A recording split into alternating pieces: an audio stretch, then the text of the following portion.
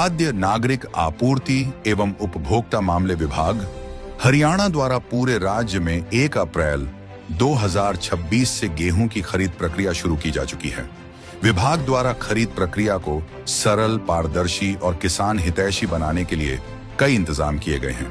सभी किसान भाइयों से अपील की जाती है कि वे अपनी फसल को मंडी में बेचने के लिए कुछ महत्वपूर्ण बातों का ध्यान रखें, जिससे उन्हें अपनी फसल बेचने में किसी भी प्रकार की परेशानी न हो। जैसे कि सबसे पहले किसान का मेरी फसल मेरा ब्यौरा पोर्टल पर पंजीकरण होना अनिवार्य है। किसान पूरे दिन में किसी भी समय अपनी फसल मंडी में लेकर पहुंच सकता है। फसल को अच्छी तरह साफ और सूखा कर ही मंडी में लेकर आएं। जिस ट्रैक्टर ट्रॉली से आप अपनी फसल मंडी में लेकर आ रहे हैं, उस पर नंबर साफ और स्पष्ट लिखा होना चाहिए। यदि नंबर प्लेट उपलब्ध नहीं है तो किसान किसी कागज पर भी वाहन का नंबर स्पष्ट रूप से लिखकर अपनी एंट्री करवा सकता है और फसल की बिक्री कर सकता है। किसानों की पहचान के सत्यापन हेतु मंडी में विभिन्न स्थानों पर बायोमेट्रिक मशीनें स्थापित की गई हैं, जिन पर किसान स्वयं या अपने द्वारा AMFMB पोर्टल पर उसके द्वारा अधिकृत 3 व्यक्तियों में से किसी एक के माध्यम से बायोमेट्रिक दर्ज करवाएंगे। सत्यापन होने के बाद किसान को गेट पास प्राप्त होगा, जिससे वह अपनी फसल को MSP पर बेच सकेगा। अब फसल बेचने के बाद किसानों को भुगतान के लिए लंबा इंतजार नहीं करना पड़ेगा।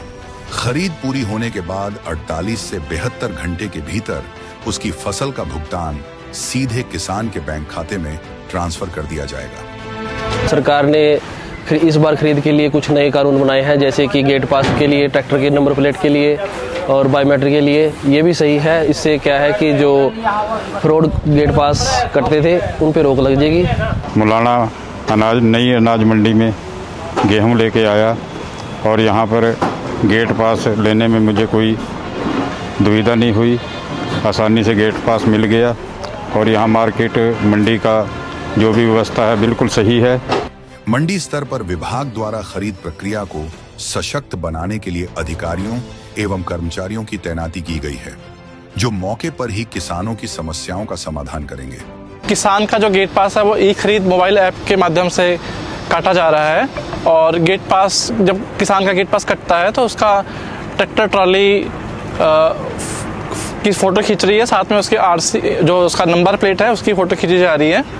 और गेट पास कटने के पश्चात हर किसान का बायोमेट्रिक ऑथेंटिकेशन किया जा रहा है, जिससे ये मालूम पड़ रहा है कि जो फार्मर है वो एक्चुअल फार्मर है और उसी की ही ये वो जो फसल लेके आया है वो उसी की फसल है।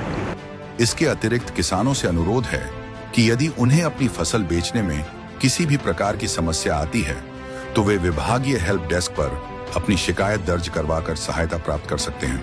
मेरा नाम राजेश है और आज मैं यहाँ पर नई अनाज मंडी अम्बालाल छावनी के अंदर अपनी फसल लेकर आया हूँ। यहाँ बायोमेट्रिक डिजिटल आज गेट पास कटा है और यहाँ पर कोई लाइन नहीं है। बड़ी अच्छी सुविधा, बड़े अच्छे स्टाफ है, सबने बहुत अच्छा साथ दिया है।